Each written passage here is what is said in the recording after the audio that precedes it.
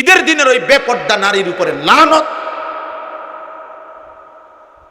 ঈদের দিনের ওই অসভ্য যুবকের উপরে লানত, বেটা তোর উপরে, অভিশাপ তোর উপরে বেটা। কেমনে পারলি বেটা তুই? বেটা তুই না একটা মাস রোজা রাখলি বেটা?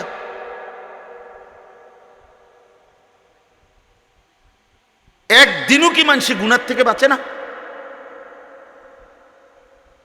আল্লাহ আমাদেরকে বিবেক দান করেন, আল্লাহ আমাদেরকে বুঝ দান করেন। তাহলে আমার কথা শেষ।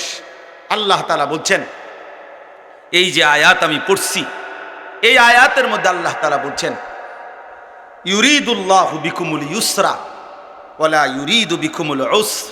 আল্লাহ বলে, বান্দা বিশ্বাস করো, শরীয়তের নামে, বিধানের নামে আমি কোনোটাই তোমাদের জন্য কঠিন করি নাই, সহজ করেছি।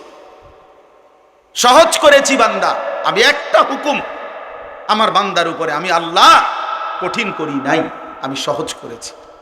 কাজেই বলি তুকমিলুল ইদ্দাতা, আমার রোজার মাসটা রমজান সবগুলো হুকুম আহকামের মাধ্যমে একেবারে গুনে গুনে পূর্ণ করো।